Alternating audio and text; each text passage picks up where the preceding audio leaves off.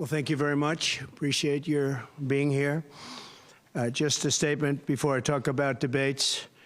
I think that our country is right now in the most dangerous position it's ever been in from an economic standpoint, from a safety standpoint. Both gangs on the street and, frankly, gangs outside of our country in the form of other countries that are, frankly, very powerful. They're very powerful countries, and we don't know what we're doing. We have leadership that has no clue how to handle them or how to handle any other situation. We have a lot of bad things coming up. You could end up in a depression of the 1929 variety, which would be a devastating thing. Took many years, took decades to recover from it. And we're very close to that, and we're very close to a world war. In my opinion, we're very close to a world war. We have people that don't know how to handle it. They're not respected. All over the world, they're laughed at. And we can't have that. Most dangerous period of time I've ever seen for our country. With that being said, we have somebody that hasn't received one vote for president, and she's running, and that's fine with me. But we were given Joe Biden, and now we're given somebody else. And I think, frankly, I'd rather be running against somebody else. But that was their choice. They decided to do that because Kamala's record is horrible. She's a radical left person at a level that nobody's seen. She picked a radical left man that is, he's got things done that he has positions that are just not, it's not even possible to believe that they exist. He's going for things that nobody's ever even heard of. Heavy into the transgender world, heavy into lots of different worlds having to do with safety. He doesn't want to have borders. He doesn't want to have walls. He doesn't want to have any form of safety for our country. He doesn't mind people coming in from prisons, and neither does she, I guess, because she's not, she couldn't care less. She's the border czar. By the way, she was the border czar 100%. And all of a sudden, for the last few weeks, she's not the border czar anymore, like nobody ever said it. And I just hope that the media becomes more diligent, more honest, frankly, because if they're not going to be honest, it's going to be much tougher to bring our country back. We have a very, very sick country right now. You saw the other day with the stock market crashing. That was just the beginning. That was just the beginning. It's going to get worse. It's going to get a lot worse, in my opinion.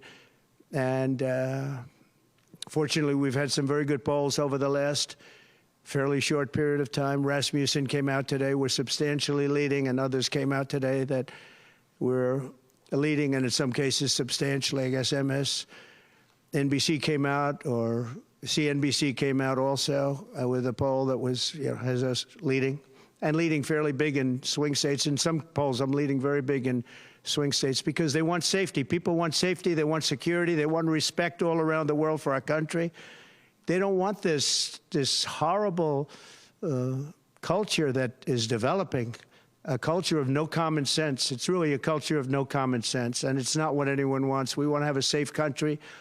We want to have a strong military. We want low interest rates, and we want to be able to have the American dream. We want to be able to have our youth be able to buy homes, housing, get good jobs. And we're really just at the opposite right now. It's so sad to see. But as a border czar, she's been the worst border czar in history, in the world history. I think the number is 20 million, but whether it's 15 or 20, it's numbers that nobody's ever heard before. 20 million people came over the border during the Biden-Harris administration. 20 million people, and it could be very much higher than that. Nobody really knows what the number is. Nobody knows. Nobody has a clue. And the gotaways, they call them the gotaways. The gotaways are at numbers. Somebody was quizzing me on it the other day. No, I don't think so, sir. I don't think so. They have no idea what those numbers are, but they're much higher than you would think. Just like far more people were killed in the Ukraine-Russia war than you ever report. Just like the October 7th would have never happened. Russia would have never hit Ukraine had the election result been called differently. It was a very bad call, but Russia would not have attacked Ukraine. October 7th in Israel would have never happened. You wouldn't have inflation. A lot of great things would have happened, but now you have millions and millions of dead people. and you have people dying financially because they can't buy bacon, they can't buy food, they can't buy groceries, they can't do anything. And they're living horribly in our country right now. With all of that being said, I think it's very important to have debates. And we've agreed with Fox on a date of September 4th. We've agreed with NBC, fairly full agreement, subject to them, on September 10th. And we've agreed with ABC on September 25th. So we have those 3 dates, and those networks, they're very anxiously awaiting that date and those dates. So we have September 4th, September 10th, and September 25th. We have spoken to the heads of the network, and it's all been confirmed, other than some fairly minor details. Audience, some location, which city would we put it into, but all things that will be settled very easily, I think it'll be very easy. The other side has to agree to the terms. They may or may not agree. I don't know if they're going to agree. She hasn't done an interview. She can't do an interview. She's barely competent, and she can't do an interview. But I look forward to the debates because I think we have to set the record straight. Why is it that millions of people were allowed to come into our country from prisons, from jails, from mental institutions, insane asylums, even insane asylums? It's a mental institution on steroids. That's what it is. When you see the people that are coming into these are institutions that are being emptied out, not in South America, all over the world, including South America, all over the world. Prisons are being emptied out into our country because we have a president that's the worst president in the history of our country. We have a vice president who is the least admired, least respected, and the worst vice president in the history of our country. The most unpopular vice president, and because of political reasons or because of being politically correct, even though she never received a vote. Don't forget, she was the first one defeated, as I remember it, because I watched it very closely, but she was the first one. She never made it to Iowa, the first state. She never made it to Iowa. She was the first one that was defeated. She was the nastiest to him. She was nasty with calling him a racist and the school bus and all of the different things. She was very nasty to Biden. And shockingly, he appointed her, asked her to serve as vice president. Well, I don't know if he's happy about that decision right now. This was taken away. The presidency was taken away from Joe Biden. And I'm no Biden fan, but I'll tell you what, from a constitutional standpoint, from any standpoint you look at, they took the presidency away. And people were saying he lost after the debate. He couldn't win. Well, I don't know that that's true necessarily. But whether he could win or he couldn't win, he had the right to run. And they took it away. They said they're going to use the 25th Amendment. They're going to hit you hard. Either we can do it the nice. I know exactly, because I know a lot of people on the other side, believe it or not. And they said, we'll do it the nice way, or we'll do it the hard way. And he said, all right. So that, I mean, they've really taken, what they've done is pretty incredible.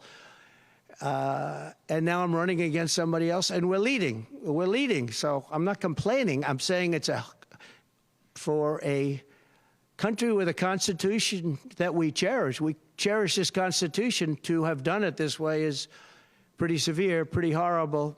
You would have thought they would have gone out to a vote. They would have had a primary system. They would have done something. But to just take it away from him like he was a child. And he's a very angry man right now, I can tell you that. He's not happy with Obama, and he's not happy with Nancy Pelosi, crazy Nancy. She is crazy, too. She's not happy with any of the people that told him that you've got to leave.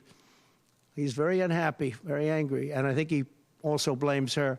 He's trying to put up a good face. But it's a very bad thing in terms of a country when you do that. I'm not a fan of his, as you probably have noticed. And he had a rough debate. But that doesn't mean that you just take it away like that. Or you go out to a vote. You do something. He had 14 million votes. She had no votes. She got no votes. And I think she's crashing. I think when people find out, and I think people are starting to find out what a bad job she did, what a bad job she did on the border. She's trying to say she had nothing to do with the border. She had everything. She was appointed to head the border. And then they said borders are, oh, she loved that name. She loved that name. But she never went there. She went to a location once along the border, but that was a location that you would love to go and have dinner with your husband or whoever. That was a location that was not part of the problem. That was not really going to the border. So essentially, she never went to the border. And if you listen to Tom Homan, if you listen to the great border people, Brandon Judd from Border Patrol, if you listen to Paul, I mean, so many different people. I speak to them all the time. And I did when I was president. We had the best border in the history of our country. Now we have the worst border in the history of the world. Millions of people coming in, and our country cannot sustain it. Our country is going down because of this, because of incompetent people. So I just look forward to these debates. I think it's very important that we have them. I hope she agrees to them September 4th, September 10th, September 25th. And I think they'll be very revealing. I think they'll be very revealing. Do you have any questions, please? How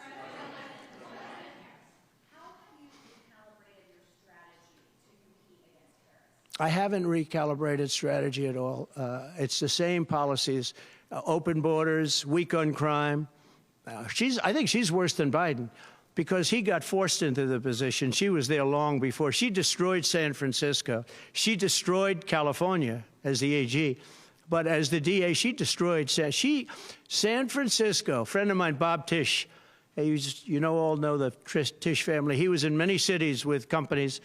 He said the greatest city in the country is San Francisco. That was about 20 years ago. And he passed away a while ago, and he would be looking down and said, what happened? He thought it was the best city in the country. He had divisions there, lows. And he would be looking down in horror now when he sees she destroyed no cash bail, weak on crime. She's terrible. And yet they weaponized the system against me. They have me. I got so many lawyers. Now they want to delay cases. I won the big case in Florida. I won the big case. Nobody even wrote about it. The big case, the judge was a brilliant judge. And all they do is they play the ref with the judges. But this judge was a fair but brilliant judge. And as you probably heard, the big documents case, I won it. Now, Biden lost it because he didn't have presidential immunity. He didn't have the Presidential Records Act. He lost it. But the special, I call it prosecutor, special counsel, special prosecutor to me, he, appointed by him and appointed by Garland, he said the man's incompetent. He can't stand trial, but he can run for president. But we no longer have to worry about that because we have somebody that, in my opinion, is more incompetent. She couldn't pass her bar exam and lots of other things, and she should not be in a position. Because if she becomes president, our country is going to be a giant fail. It's going to fail. It's going to be a failure the likes of which this world has never seen. Yeah, please. No, how about you?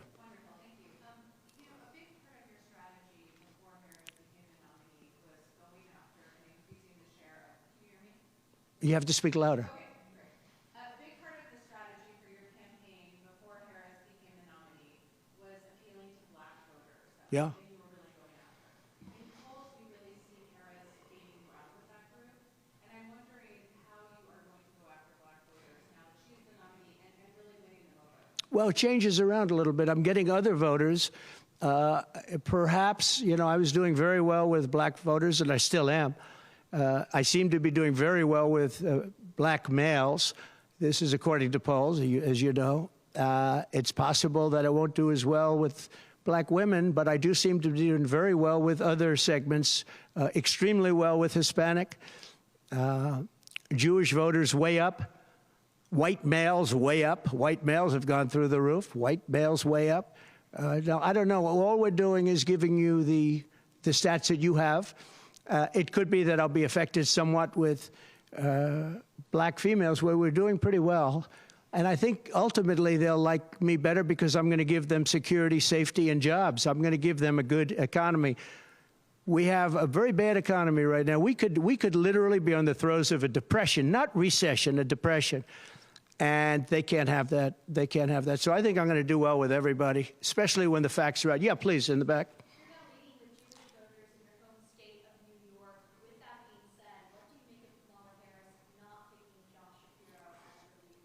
Well, I don't know. I know Josh Shapiro. He's a terrible guy, and he's not very popular with anybody. I think that this election maybe is better than Josh Shapiro would have been. But I think other than Josh Shapiro, I think she had some good choices. But Josh Shapiro is not one of them. He's caused a lot of damage with a lot of people.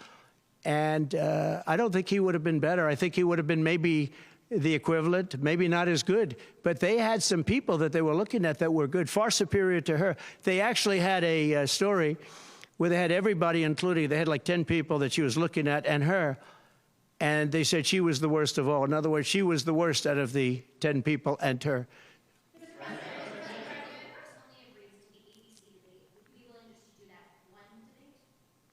I don't know how that's going to work out.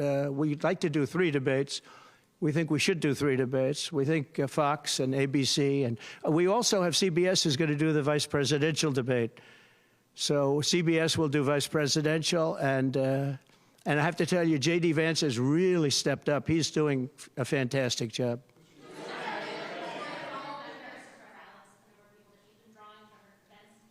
Say it. Are you worried at all about the size of Harris's crowds?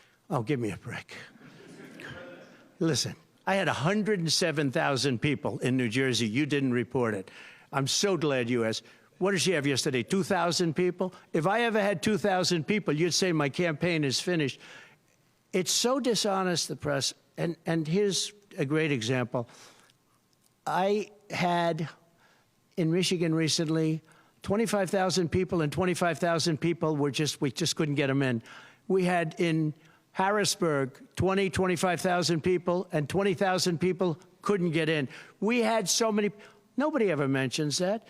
When she gets 1,500 people, and I saw it yesterday on ABC, where they said, oh, the crowd was so big. I have 10 times, 20 times, 30 times the crowd size. And no, they never say the crowd was big. That's why I'm always saying turn around the cameras. I'm so glad you asked that. I think it's so terrible when you say, well, she has 1,500 people, 1,000 people, and they talk about, oh, the enthusiasm. Let me tell you, we have the enthusiasm. The Republican Party, and me as a candidate, but the Republican Party has the enthusiasm because people want to see crime stopped. They want to see a country that's respected. Think of it. If I were president, you wouldn't have Russia and Ukraine, where it never happened. 0 chance. You wouldn't have had October 7th of Israel. You wouldn't have the horrible withdrawal. And I don't mean the withdrawal, because the withdrawal was fine. I was ready to withdraw from Afghanistan, and we were going to do it with dignity and strength. And we were keeping our equipment. We weren't leaving $85 billion worth of equipment behind. And we wouldn't have had 13 great soldiers. I know the families of those soldiers well. We wouldn't have had these soldiers killed. And we wouldn't have had 45 soldiers obliterated. No legs, no arms, the face. None of that would have happened. And you wouldn't have had inflation. You wouldn't have had any inflation, because inflation was caused by their bad energy problems. Now they've gone back to the Trump thing because they need the votes. I don't know if you know, they're drilling now because they had to go back because gasoline was going up to $7, $8, $9 a barrel. So they said, we better do what Trump. But the day after the election, if they won, you're going to have fuel prices go through the roof. Everybody's going to be forced to buy an electric car, which they're not going to do because they don't want that. It's got a great market. It's got a market. It's really a sub-market. People want gasoline-propelled cars. They want hybrids. They want to have everything, and they want electric. But they want everybody to have an electric car. We don't have enough electricity. We couldn't make enough electricity for that. And you know what else? The weight of a car, the weight of a truck. They want all trucks to be electric. Little things that a lot of people don't talk about. The weight of a truck is 2.5 times. It's 2.5 times heavier. You would have to rebuild every bridge in this country if you were going to do this ridiculous policy. So, but on crowd size, in history, for any country, nobody's had crowds like I have, and you know that. And when she gets 1,000 people and everybody starts jumping, you know that if I had 1,000 people would say, that's the end of his campaign. I have hundreds of thousands of people. In South Carolina, I had 88,000 people. In Alabama, I had 68,000 people. Nobody says about crowd size with me. But she has 1,000 people or 1,500 people, and they say, oh, the enthusiasm's back. No, no. The enthusiasm is with me and the Republican Party because they want to stop crime. They want to stop people from pouring into our country from places unknown and from countries unknown, from countries that nobody ever heard of. That's where the enthusiasm.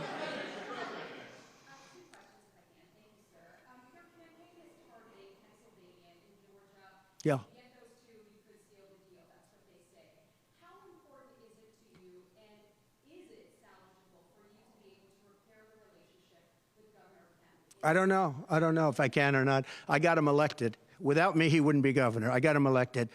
He was doing terribly. I got him elected. With that being said, I hope we can repair it, but if we don't, the people are still the people, and they're going to vote. We're leading in Georgia by a lot. We're leading in Pennsylvania by a lot.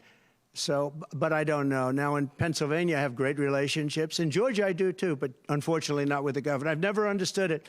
When you get somebody elected, they're supposed to like you. He's not exactly, for some reason, and you'll have to ask him about that.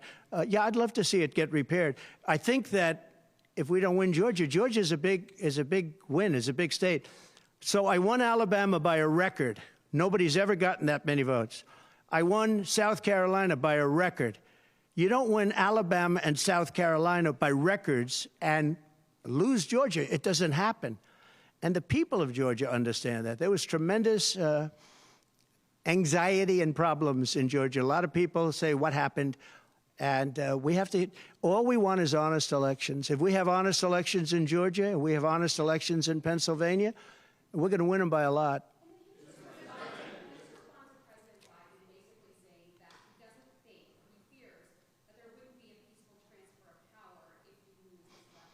Well, he actually said it two ways. First, he said it incorrectly, then he corrected himself. Do you agree with that, right? You know, if you watch him, he said it two ways.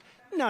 I mean, he said it two ways because he doesn't really know what he said. Why didn't he bring it up at the debate? You know, he had a chance for 90 minutes to bring it up at the debate. He could have talked about that at the debate, and he didn't do it. Everyone said, oh, he said this and he said that. He's just, you know, they give him something to read off. He read it very badly because he actually said it the opposite. Then he had to go back and correct himself. He said the opposite. He should have brought this up at the debate. If he had a problem, of course there'll be a peaceful transfer. And there was last time, and there'll be a peaceful transfer. I just hope we're going to have honest elections. That's all, okay? You have not had a public campaign event for nearly a week now, Mar-a-Lago, Montana, which is not a swing state. Some of your allies have expressed concern that you're not taking this race seriously, particularly... What a stupid question this is. Because I'm leading by a lot and because I'm letting their convention go through, and I am campaigning a lot. I'm doing tremendous amounts of taping here. We have commercials that are at a level I don't think that anybody's ever done before. Plus, in certain cases, I see many of you in the room where I'm speaking to you on phones, I'm speaking to radio, I'm speaking to television. Television's coming over here. Excuse me, what are we doing right now? She's not doing any news conference. You know why she's not doing it? Because she can't do a news conference. She doesn't know how to do a news conference. She's not smart enough to do a news conference. And I'm sorry, we need smart people to lead this country because our country's never been in this danger before, both economically and from an outside perspective. Russia doesn't respect us anymore. China doesn't respect us anymore. North Korea, Kim Jong-un, liked me a lot. He doesn't like this group. We are in great danger. We're in great danger of being in World War III. That could happen. No, after their convention, yeah. And I'm going out, actually, I'm going out to certain places to help certain senators get elected. Not even for me. I'm trying to help when I go out to Wyoming or when I go out to Montana, or I'm going to different places to help people. And I don't have to go there because I'm leading those states, as you know, by 35, 40, 50 points. I'm leading by record numbers. I'm going because I want to help senators and congressmen get elected. Congressmen and women get elected. Yes, please. Yeah, go ahead. Mr. President, can you tell us a bit more about your upcoming interview with Elon Musk? The upcoming what? Interview with Elon Musk on Monday. Oh, yeah. There's reports now saying that the Chinese Communist Party is trying to use American social media platforms to spread its propaganda. What do you think social media is going to be? Yeah, the Elon Musk. So, yeah, sure. So Elon called me. As you know, he endorsed me full-throated, great endorsement. I respect Elon a lot. He respects me. And not easy for him to endorse, to be honest with you. You know, it takes courage to endorse people. Many people have courage and many people don't. He does have courage. And Elon endorsed me, and he asked me whether or not I'd do a show on Monday, and I think it's going to be Monday night. And I believe he's the host of the show, so it'll be very interesting. A lot of people are talking about it. I look forward to it. That'll be done on Monday night. And just a separate question. What do you think social media companies in America should do to combat potentially misinformation spread by the Chinese people? Well, you have a lot of misinformation spread about China, and you have a lot of misinformation spread about a lot of different places. I think I'm going to get along great with China. President Xi of China and I were very good friends. We met right here, right in that, except we had a beautiful sofa there, as opposed to what we have right now. Right now we have you. But President Xi and I had a very good relationship until COVID. And I held him responsible for COVID. It broke up our relationship. But I think we're going to have a great relationship. And I think it's going to be mutually beneficial. But we cannot have it where China is taking advantage of the United States. And that's what they were doing, as you very well know. Yes, please. Mr. President, you just said that it was a peaceful transfer of power last time when you left office. You didn't concede January 6th was a violent attack. How is that a peaceful transfer of power? What's your question? My question is, you think the last time it was a peaceful transfer of power when you left office? No, I think the people that, if you look at January 6th, which a lot of people aren't talking about very much, I think those people were treated very harshly when you compare them to other things that took place in this country where a lot of people were killed. Nobody was killed on January 6th. But I think that the people of January 6th were treated very unfairly. And they were there to complain, not through me, they were there to complain about an election. And, you know, it's very interesting. The biggest crowd I've ever spoken to, and I said peacefully and patriotically, which nobody wants to say, but I said peacefully and patriotically. The biggest crowd I've ever spoken to, and you've seen, Maggie, I was at the mall, I was at the Washington Monument, I was at the whole thing. I had crowds, I don't know who's ever had a bigger crowd than I have, but I had it many times. The biggest crowd I've ever spoken before was that day, and I'll tell you, it's very hard to find a picture of that crowd. You see the picture of a small number of people relatively going to the Capitol, but you never see the picture of the crowd. The biggest crowd I've ever spoken, I've spoken to the biggest crowds. Nobody's spoken to crowds bigger than me. If you look at Martin Luther King, when he did his speech, his great speech, and you look at ours, same real estate, same everything, same number of people, if not, we had more. And they said he had 1 million people, but I had 25,000 people. But when you look at the exact same picture, and everything's the same because it was the fountains, the whole thing, all the way back to from Lincoln to Washington, and you look at it, and you look at the picture of his crowd, my crowd, we actually had more people. They said I had 25,000, and he had 1 million people, and I'm okay with it because I liked Dr. Martin Luther King. Yeah, please.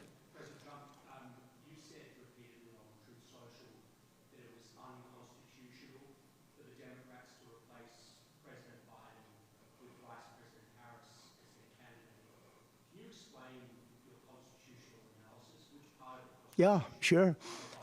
We have a Constitution. It's a very important document, and we live by it. She has no votes, and I'm very happy to run against her. I'm not complaining from that standpoint. And I hate to be defending him, but he did not want to leave. He wanted to see if he could win. They said, you're not going to win after the debate. They said, you're not going to win. You can't win. You're out. And at first they said it nicely, and he wasn't leaving. And then you know it better than anybody. Wait a minute. So when you think about it, they said at first they were going to go out to another vote. They were going to go through a primary system, a quick primary system, which it would have to be. And then it all disappeared, and they just picked a person that was the first out. She was the first loser, okay? So we call her the first loser. She was the first loser when during the primary system. During the Democrat primary system, she was the first one to quit, and she quit. She had no votes, no support, and she was a bad debater, by the way, very bad debater. And that's not the thing I'm looking forward to, but she was a bad debater. She did obviously a bad job. She never made it to Iowa. Then for some reason, and I know he regrets it, you do too, He picked her, and she turned on him too. She was working with the people that wanted him out. But the fact that you can get no votes, lose in the primary system, in other words, you had 14 or 15 people, she was the first one out, and that you can then be picked to run for president, it seems to me actually unconstitutional. Perhaps it's not. Please.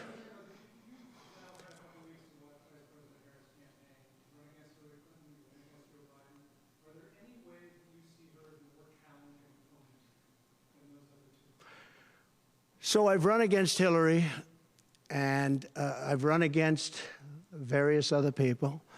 I would say that in terms of intelligence, Hillary was far superior. I would say that. Hillary was smart. She was her own worst enemy in many ways, but she was smart, very smart. Okay?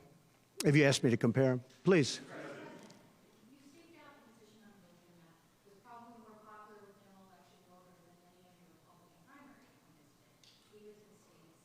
Given that that's your position, how do you plan to vote before this abortion ballot referendum is done? Would you repeat that question, please? Do you have to speak up? Yes, sir. I said, It's a hard room because it's very big, if you know.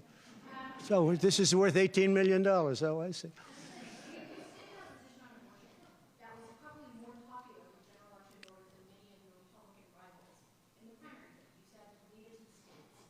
Given that Florida is a state voting on it this fall, Yeah. how do you plan to vote? Do you plan to So I think the abortion issue has been very much tempered down, and I've answered, I think, very well in the debate, and it seems to be much less of an issue, especially for those where they have the exceptions, as you know. And I think it's when I look for 52 years, they wanted to bring abortion back to the states. They wanted to get rid of Roe v. Wade, and that's Democrats, Republicans, and independents, and everybody. Liberals, conservatives, everybody wanted it back in the states, and I did that. Now the states are voting. And frankly, some of the votes are much more, if you could say, liberal than you would think. Ohio turned out to be, they had a big vote, and it turned out to be a much more liberal standing than people would have thought. Kansas, the same thing. And then you have Texas, and you have other places where it may be different. But the issue has been brought back to the states now. And like Ronald Reagan, I believe in the exceptions for rape, incest, and life of the mother. I believe strongly. I think that that's a very important thing. I think when you have to follow your heart. But when you don't believe in the exceptions, I think it's much tougher. It's a much tougher issue. But about 82% of Republicans do believe in exceptions. I think and a lot of them are changing their mind and coming even further. I think that abortion has become much less of an issue. It's a very small, I think it's actually going to be a very small issue. What I've done is I've done what every Democrat and every Republican wanted to have done, and we brought that issue back to the states. And now the states are voting on it. And frankly, some of the votes are a lot different than people would have thought. But it's the vote of the people is taking care of it.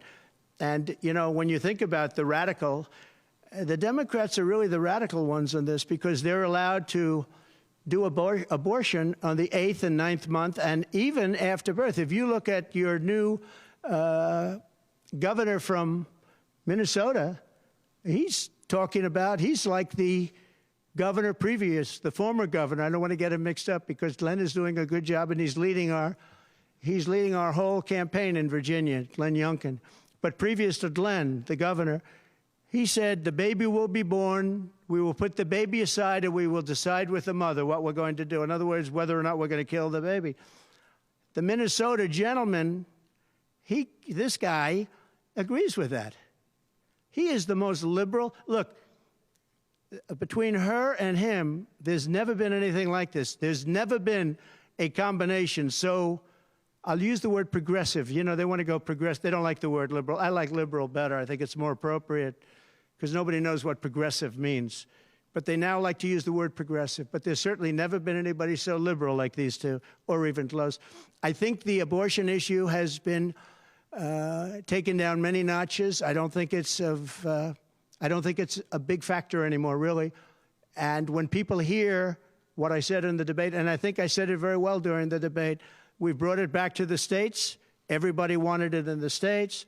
And very importantly, and you think about this, assuming you have exceptions. If you don't have exceptions, it's a more difficult thing. At the same time, there are people that strongly feel that way, and you have to follow your heart, and you should follow your heart. But that issue is very much subdued. Yeah, thank you. About who? About the assassination attempt. Yes. Did the fact that somebody used an AR-15 gun at all change your impression of people's access to that weapon? No, I didn't. Look, if you take away guns, she wants to take away everyone's gun. If you take away guns, can't do it because people need the guns for protection. Now, entertainment, they want it, hunting, they want, different things. But they need weapons for protection in this country. People live out in the woods and they're not going to have a gun. If you look at some countries, I don't want to get them in trouble, but some countries have actually gone the opposite way. They had very strong gun laws, and now they have gone the opposite way, where they allowed people to have guns, where in one case they encouraged people to go out and get guns, and crime is down 29%. And remember this, what is the toughest gun law in the United States? Chicago.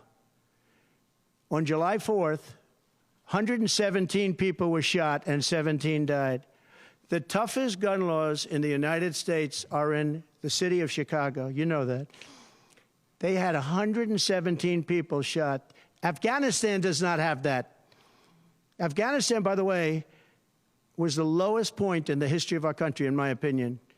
That was the worst embarrassment to the history of this country, and I say Putin would not have gone into Ukraine if that didn't happen. When he saw the incompetence of Milley and all these guys that are incompetent, when he saw that happen, when they took out the soldiers first, they took out the soldiers first. You know, if you go back and check your records, for 18 months, I had a talk with Abdul. Abdul was the leader of the Taliban, still is. But I had a strong talk with him. For 18 months, not one American soldier was shot at or killed, but not even shot at.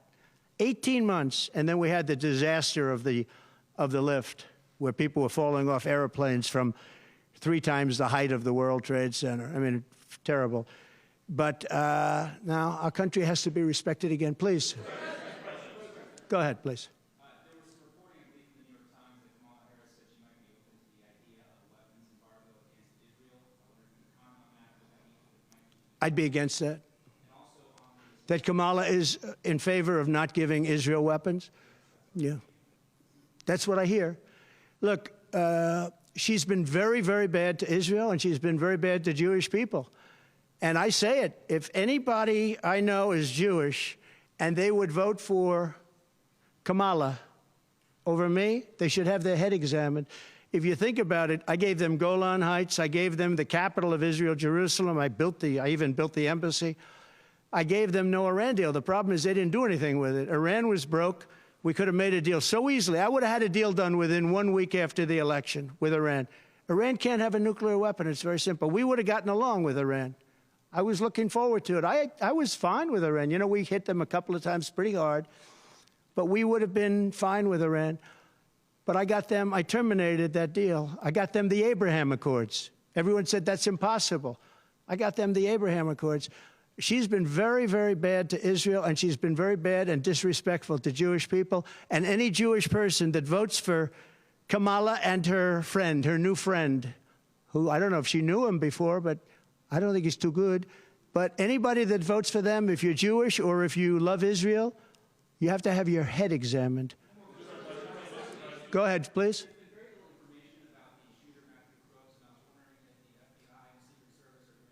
They have. The FBI came to see me about the shooter. I think they've done a very good job. And I think they did a very good job with respect to this other lunatic that they have in custody. Please. There's been some discussion around Vice President Harris's relationship with Willie Brown, Yeah. former mayor of San Francisco, and how that might have intersected with her career trajectory. So I'm just wondering if you followed that discussion at all and had any thoughts. Well, I know Willie Brown very well. In fact, I went down in a helicopter with him. We thought maybe this is the end. We were in a helicopter going to a certain location together, and there was an emergency landing. This was not a pleasant landing, and Willie was, he was a little concerned. So I know him pretty well. I mean, I haven't seen him in years. But he told me terrible things about her.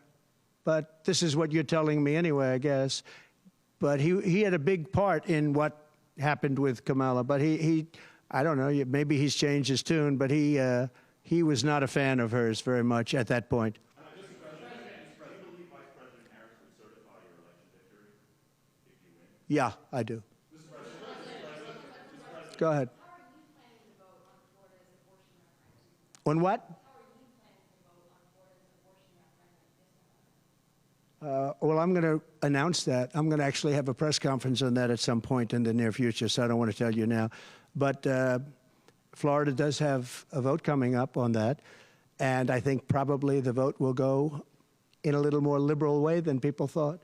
But I'll be announcing that at the appropriate time. Please. Mr. President, your tax cuts from your administration will be coming up, fairly soon and potentially expiring. I wanted to ask you specifically about the tax code favoring parents versus people who don't have children. There are a number of tax breaks. Yeah. Oh, we gave tremendous for child care and all of that. No, our tax cuts, which are the biggest in history, our tax cuts are coming due, as you know, very soon. And if the Democrats don't renew them or make it impossible to renew because it's pretty close in terms of vote, if they don't renew them, it's the equivalent of having a 4 times tax increase from what you have right now, and it'll destroy the economy. I think they're under tremendous pressure to do it. I've never seen, all my life I grow up and I watch politics, and I used to be on the other side of politics first, then I run for office. But in all the years of studying politics, I've never seen people get elected by saying, we're going to give you a tax increase. These guys get up, think of it. We're going to give you no security. We're going to give you a weak military. We're going to give you no walls, no borders, no anything. All these things they're doing. I mean, the transgender became such a big thing. But they do all of these things, but they always say, we're going to give you a tax increase. I never heard anybody campaign on a tax increase. A politician has always said, I will cut taxes. I'll give you one example, Social Security. They're going to destroy Social Security. I am going to leave Social Security. I'm not raising the years. I'm not raising the age. I will be saving Social Security, and I'm going to work it out that there's no tax on Social Security for seniors. I'm also doing no tax on tips, no tax on tips. So waiters, waitresses, caddies, people that drive cars, people that get tips who have been harassed by this government, we're going to have no tax on tips. That's a big thing.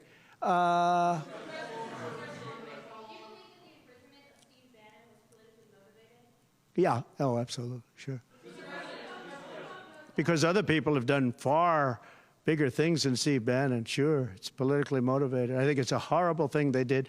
Look, they've weaponized government against me.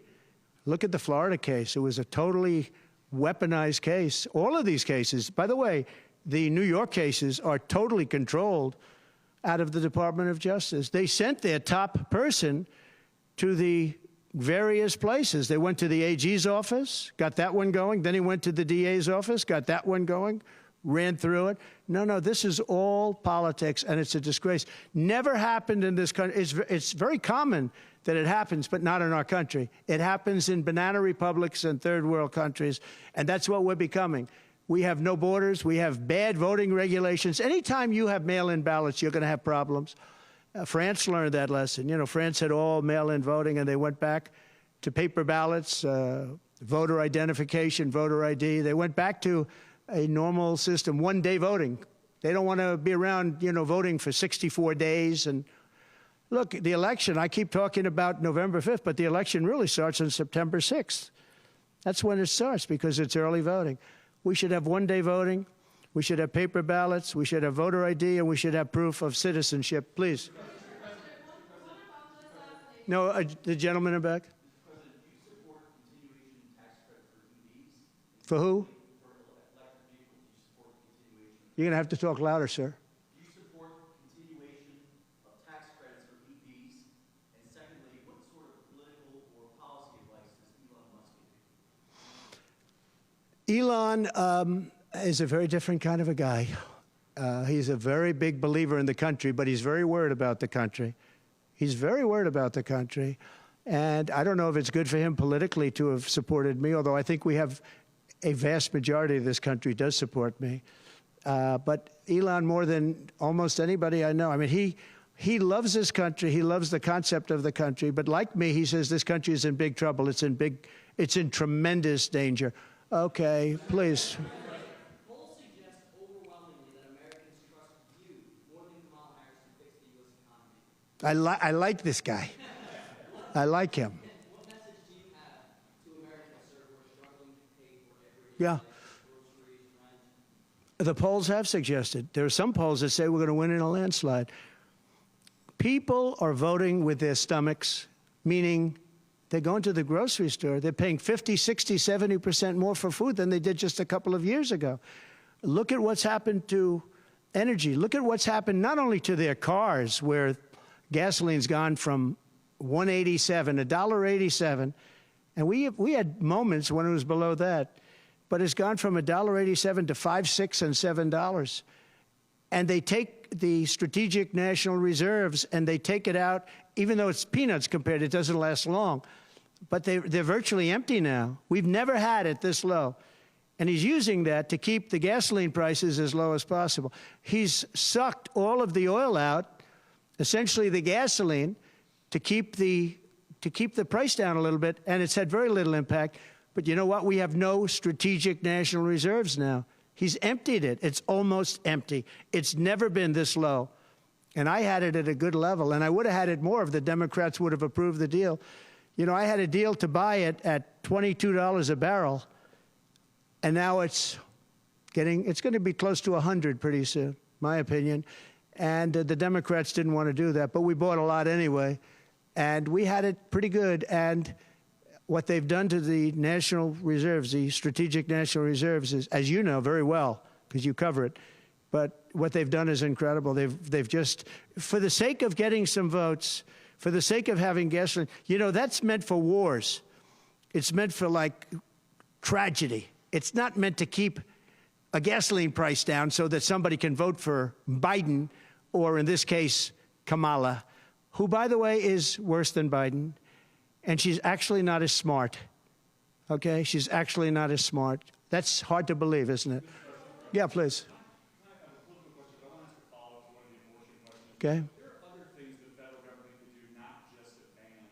Would you direct your FDA, for example, to revoke access to mifepristone? That's one of the things. Sure, you could do things that would supplement, absolutely. And those things are pretty open and humane. But you have to be able to have a vote, and all I want to do is give everybody a vote. And the votes are taking place right now as we speak. Yeah, but it's there are many things on a humane basis that you can do outside of that, but you also have to give a vote, and the people are going to have to decide. Okay, yes, please. You. On what? No, I think she's actually not as smart as he is. I don't think he's very smart either, by the way. I'm not a big fan of his brain. But I think that she's actually not as smart as he is. What do you attribute her rising in the polls as becoming a more competitive race since she's taken over? Well, she's a woman. She represents certain groups of people. But I will say this. When people find out about her, I think she'll be much less. And I see it right now. I see her going way down in the polls now. Now that people are finding out that she destroyed San Francisco, she destroyed the state of California along with Governor Gavin Newsom. He's been a terrible governor, terrible. But they did it together. And she was early. I mean, she was the first of the prosecutors, really. You know, now you see Philadelphia, you see Los Angeles, you see New York, you see various people that are very bad. But she was the first of the bad prosecutors. She was early. Who? Would you repeat that, please? No, you. Would you repeat her, what she said? You have to speak up. This room is very louder.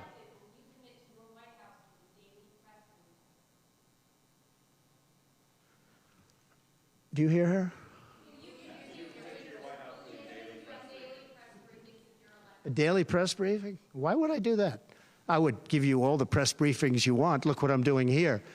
But why would I do a daily press? You'd get tired of me very fast. No, but I will give you total access, and you'll have a lot of press briefings, and you'll have from me. Now, are you talking about from me or from a press secretary? Well, yeah, probably they'll do something. If it's not daily, it's going to be a lot. You'll have more than you want. Yeah, please. President Biden vowed not to pardon his son Hunter, who is now a convicted felon and facing more felony charges in his upcoming trial for alleged tax evasion. Would you consider granting clemency or a pardon? I don't think it's appropriate for me to talk about it. I think it's a tragic story. You want to know the truth. And I felt that with Hillary Clinton, too. You know, with Hillary Clinton, I could have done things to her that would have made your head spin. I thought it was a very bad thing. Take the wife of a president of the United States and put her in jail. And then I see the way they treat me. That's the way it goes. But I was very protective of her. Nobody would understand that, but I was. I think my people understand it. They used to say, lock her up, and I'd say, just relax, please. We won the election. I think it would be I think it would have been horrible for our country and we had her between the hammering of all of the files. And don't forget, she got a subpoena from the United States Congress. And then, after getting the subpoena, she destroyed everything that she was supposed to get. I thought it was so bad to take her and put her in jail, the wife of a president of the United States, and then when it's my turn, nobody thinks that way. I thought it was a very terrible thing. And she did a lot of very bad things. I'll tell you what, she was pretty evil. But in terms of the country and in terms of unifying the country, bringing it back, to have taken her and to have put her in jail, and I think you know the things as well as I do. There were some pretty bad acts that she did. I think it would have been very bad for our country. And a lot of my people, a lot of the MAGA, as they call them, but the base. And I think the base is 75% of the country, far beyond the Republican Party, because we're a party of common sense, and I'm a person of common sense. I want to have low taxes. I want to have strong borders. I want to have a strong military so that China and Russia, look, they've allowed China and Russia to do the impossible combined. They're natural enemies. They always have been, because China needs more land and Russia has it. They've always been natural enemies, and because of Obama, it started with him, and then Biden, because he didn't know what the hell he was doing, they've now become one force. And then now they're adding Iran to it, and they're adding North Korea to it. Pretty powerful force. This is something that is unthinkable that they allowed to happen.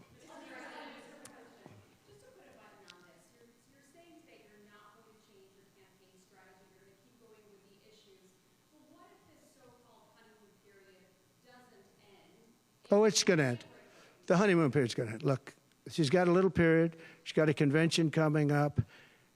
It's about policy. It's not about her. I think she's incompetent because I've watched her. She destroyed California. She destroyed San Francisco. Everything she's touched has turned to bad things. I'm not going to use foul language, but everything she's touched has turned bad.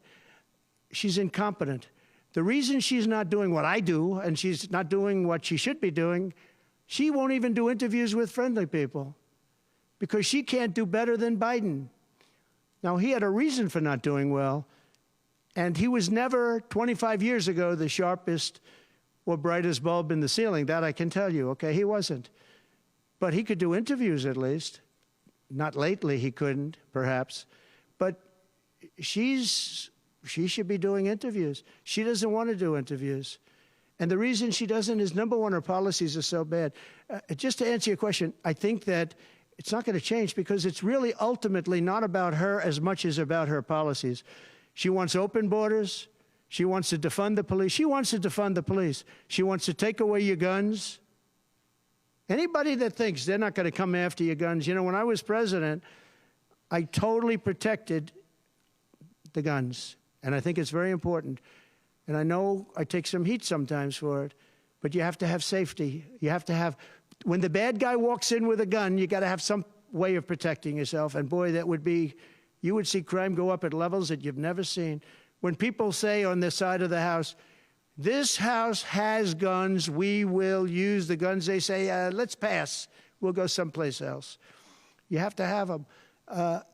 And for 4 years, and you know, as you know, the NRA endorsed me very powerfully every time I ran, every time. My sons are members, and I guess indirectly I'm a member too. but they gave me the strongest of endorsements, and that's against very strong competition. People that felt the same way. No, you have to have that right. Our Second Amendment is a very important right, and it has to be protected. Okay, how about you? Go ahead. Yeah. So there are some of the most brilliant people on Wall Street that are saying that if President Trump doesn't win, you're going to have a depression. I happen to agree. I think that's true. Because I know how bad these people are. You know, they like to say that they did this and that. You saw the $7 trillion that they said it was me for $7 trillion. It wasn't me. It was them. They said that I had inflation. They took over 9% inflation. No, I had 1% inflation. I had actually no inflation because if you look at the categories, we had just about no inflation. But I had a very minor, I actually had a positive inflation. It was a perfect number because you don't want zero. I mean, I'm not going to give you a whole course on economics, but you don't want zero. 1%, 1.4% is great. You want a little bit because you don't want to have deflation. Deflation is, in many ways, even worse. I had a perfect number right around the 1% number. It was perfect. And to show you, it stayed there for 2 years. And then he did all of the different borrowings that he did. And then he did so many things wrong. Every time he would do it, I'd say, big mistake. And don't forget, they sell hats and they sell stories. Trump was right about everything. I've been right about a lot. Yes, Maggie.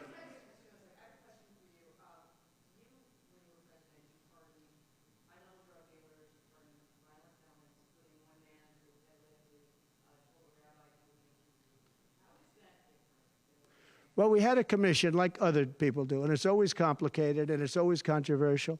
And we had commissions that, and I think of respected people, you know many of the people on the commission, and they would recommend to me certain pardons for certain people. Some people were treated very harshly.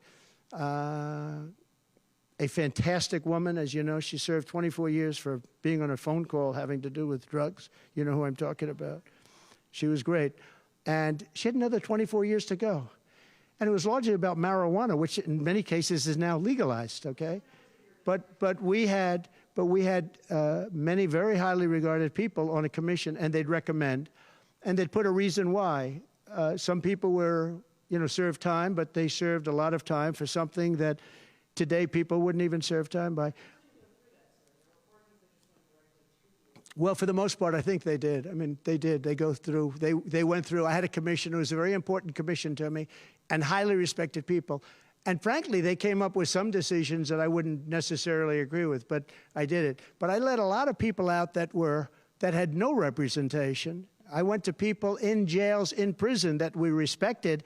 I said, how many of these people should be let out? We let out large groups of low-income people that were serving like 40 years for something that today you wouldn't even be put in jail for.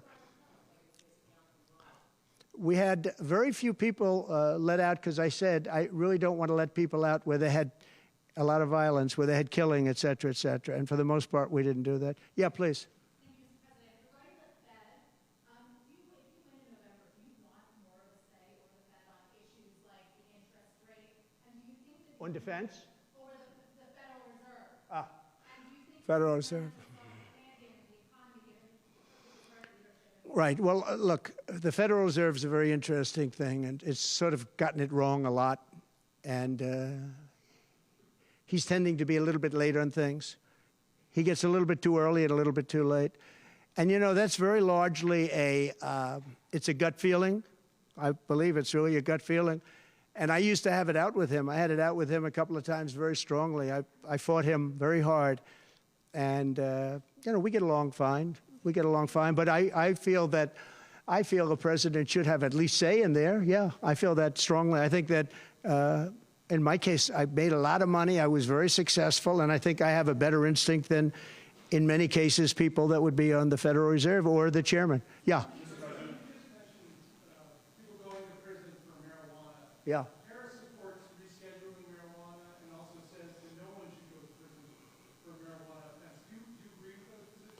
Well, as we legalize it, I start to agree a lot more because, you know, it's being legalized all over the country. Florida has something coming up. I'll be making a statement about that fairly soon. But as we legalize it throughout the country, whether that's a good thing or a bad thing, it's awfully hard to have people all over the jails that are in jail right now for something that's legal.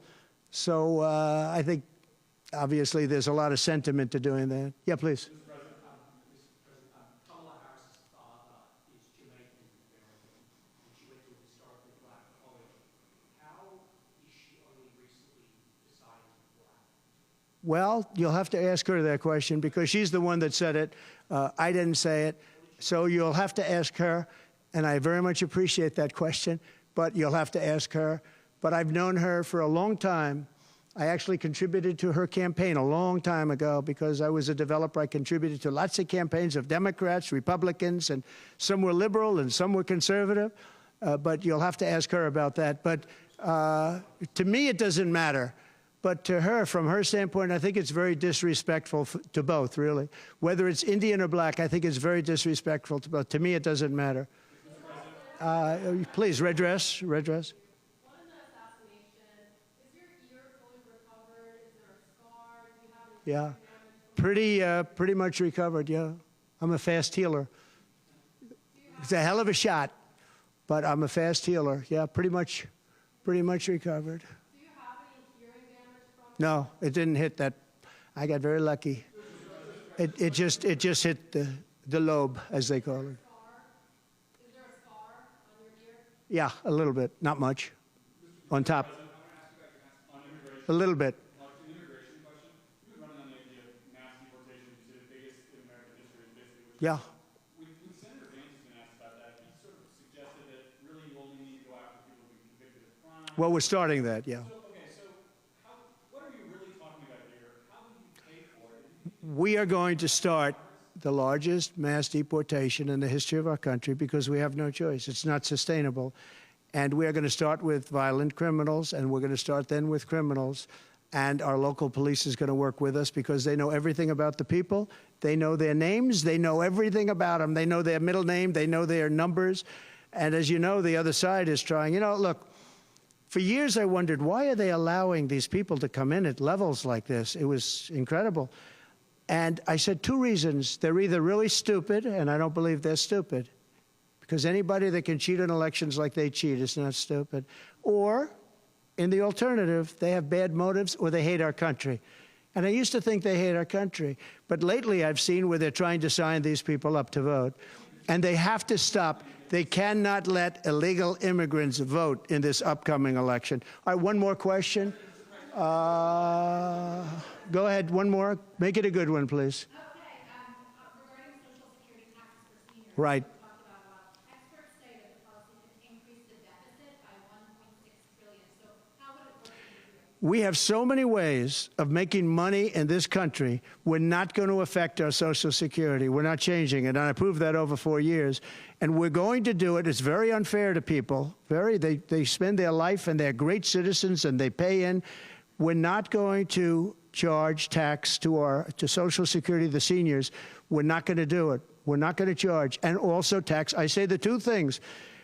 We're going to have no tax on seniors, Social Security, and we're going to have no tax on tips. Very simple. And we are a country that has so many different ways to make money. We have under our feet more liquid gold, I call it oil, and gas, than any country in the world, much more than Saudi Arabia, much more than Russia. We have so many different ways we can make money. We're not going to hurt our seniors with Social Security, and we're not going to charge them tax. Okay?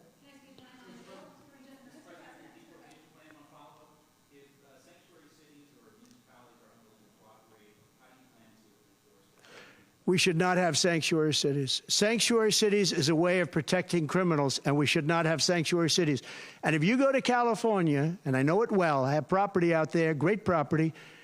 If you go to California and you ask the people of California, do they like the idea of sanctuary cities? They don't like it.